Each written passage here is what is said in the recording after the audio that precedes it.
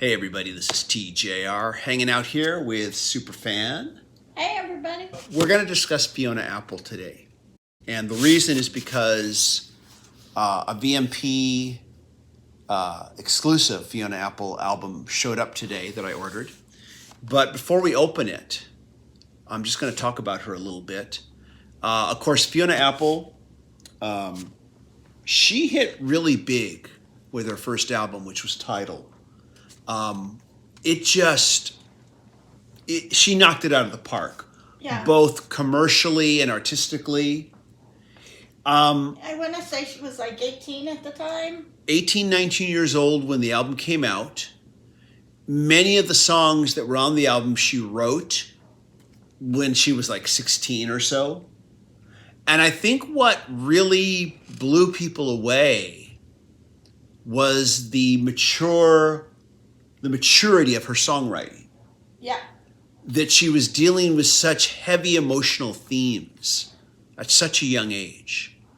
I remember there was a music artist, Alicia Grant, whom I did we would like play a lot of the same places. Yeah. And sometimes we would share a gig, sometimes we would show up at each other's gigs.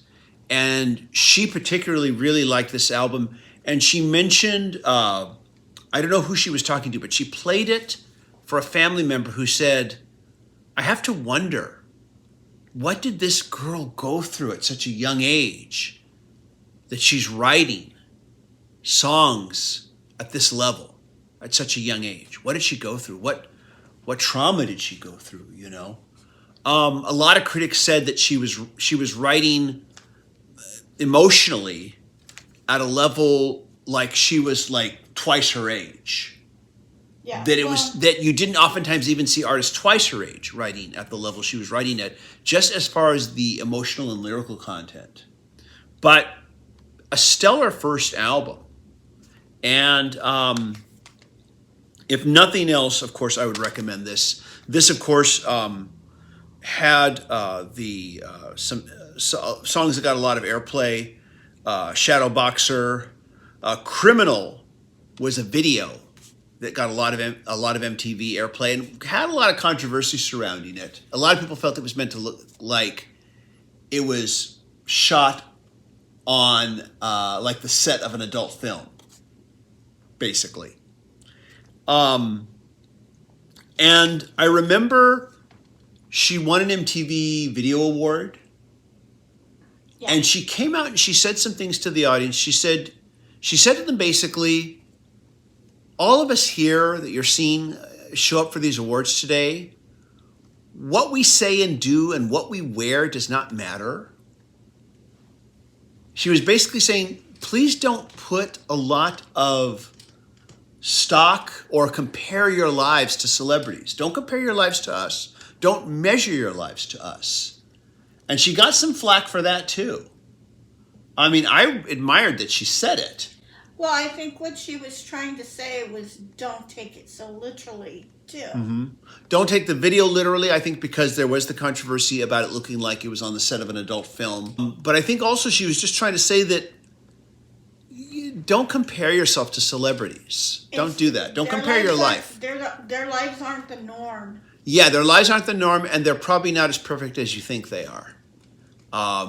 She was really trying to get that point across. Sometime later, Jim Carrey would say, I wish everybody could be rich and famous for a couple months so they could find out it's not the answer.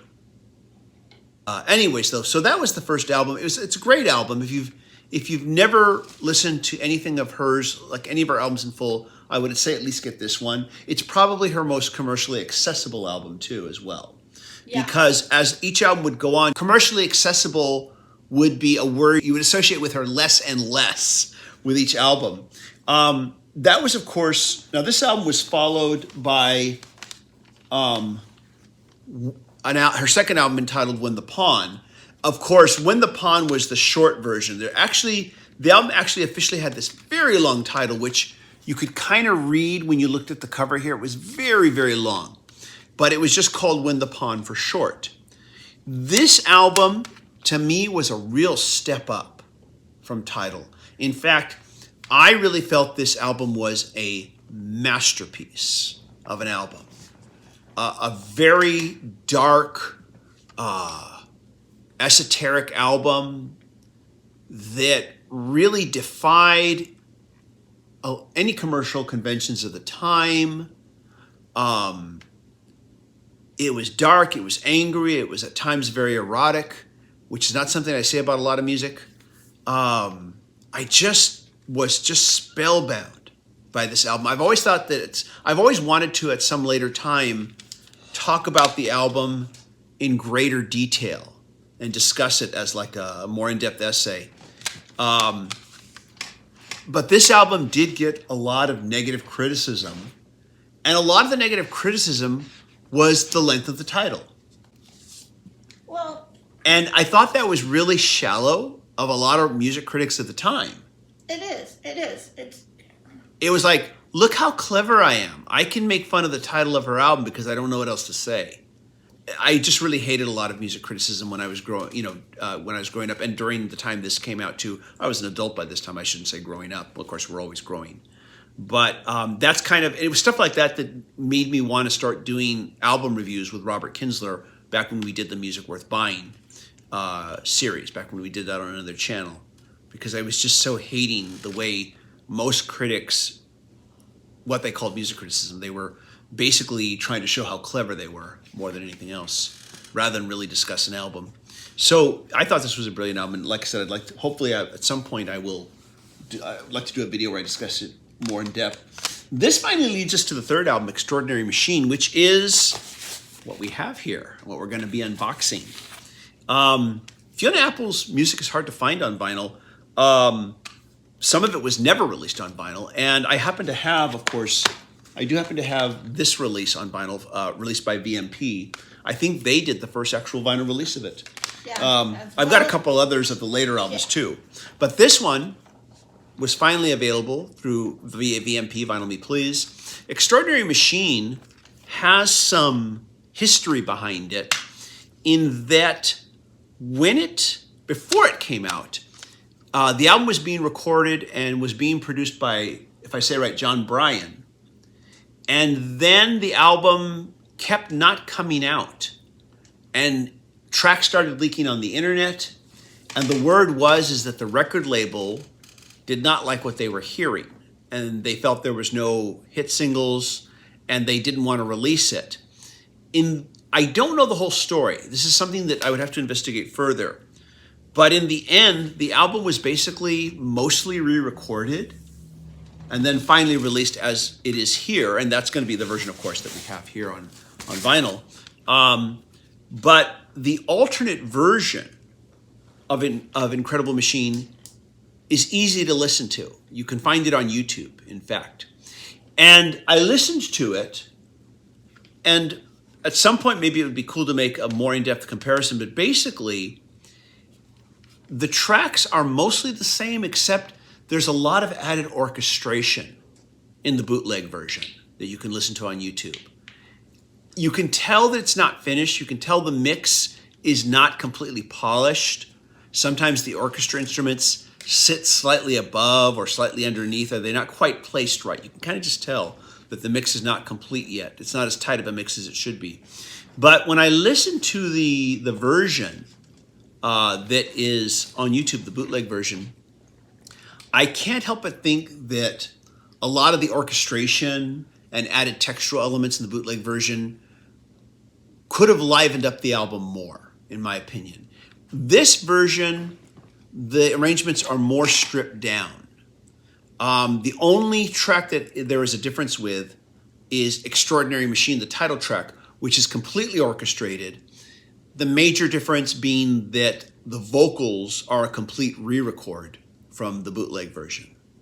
And her vocals are much improved. In fact, that's one of the main things as I listen to the bootleg version, is that Fiona Apple's vocals are better overall on this version.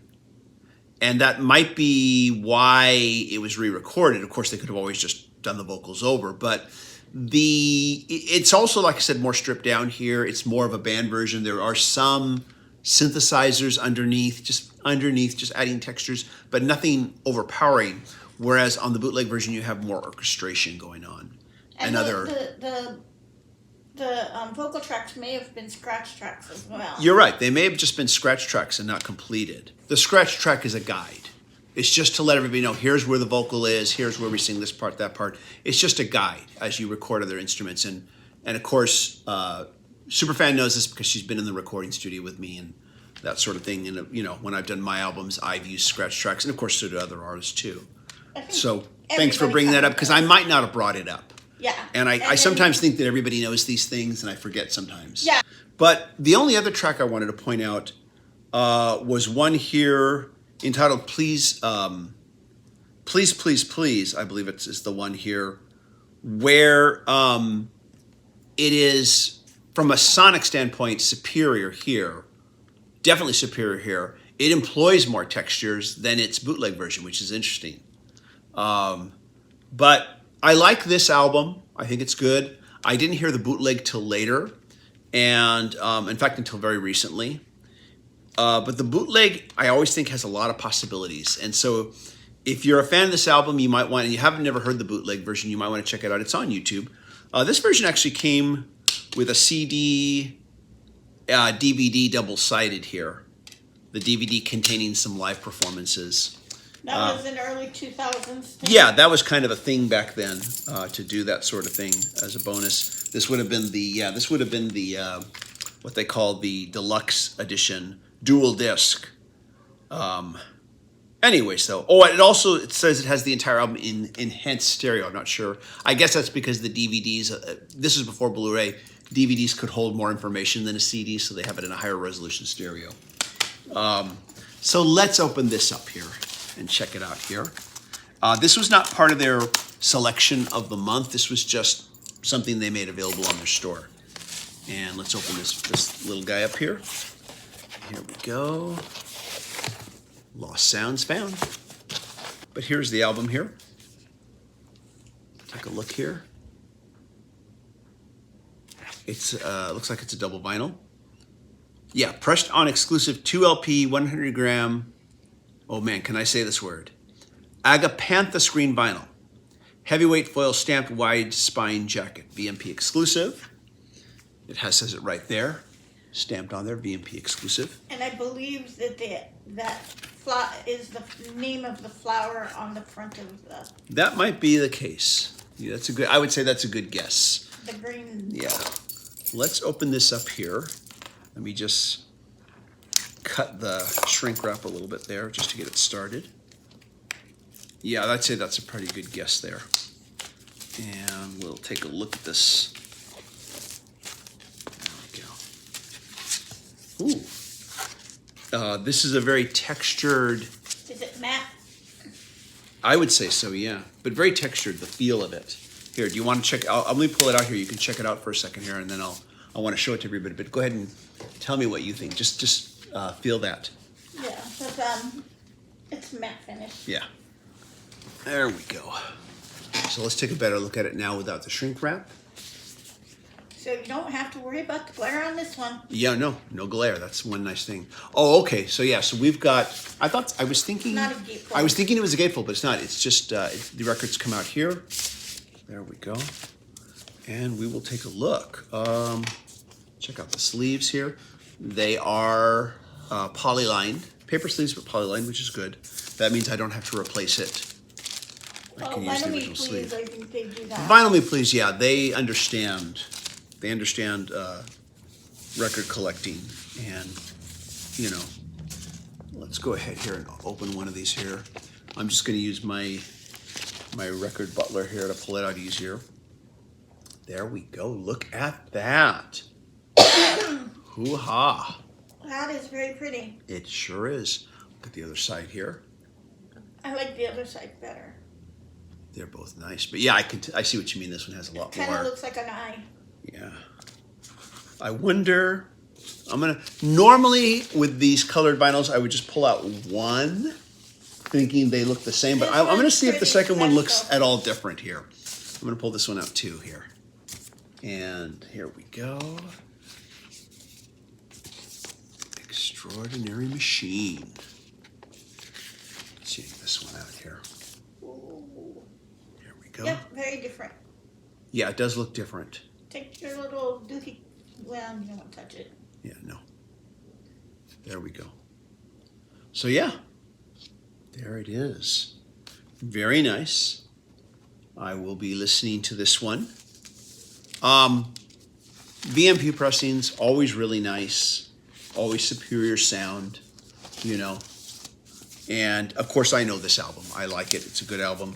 And they always have fun colors. Yes. Most of the time, yeah. Here we go. But yeah, I would say you're right most of the time. There we go. So there it is, Fiona Apple Extraordinary Machine.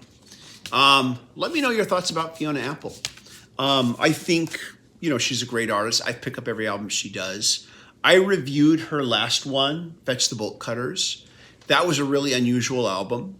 Some people liked it immediately. Me, I had to let it grow on me a bit. It was definitely a different experience. But at the end of the day, I applauded it. And I do applaud this album too. Let me know your thoughts about this album. Let me know your thoughts about Fiona Apple. And yeah, I think I've been saying it for a while now. I really want to do an in-depth video on this one here, if I can just find the time. Grogu says he likes it because it matches him. Yeah, I guess it does match, doesn't it, little guy? You kind of have the same color there. Everybody, thank you so much for watching. If you like these videos, be sure to hit like, hit subscribe, hit the bell notification icon so you never miss a video. And thank you, patron supporters. We appreciate your support. Patron supporters receive exclusive weekly videos not available here on the channel. And if you'd like to be a patron supporter, go to patreon.com/TJR, the original. Everybody, thank you so much for watching, and hope you all stay safe and healthy. Take care. You're fierce and mighty. Bye.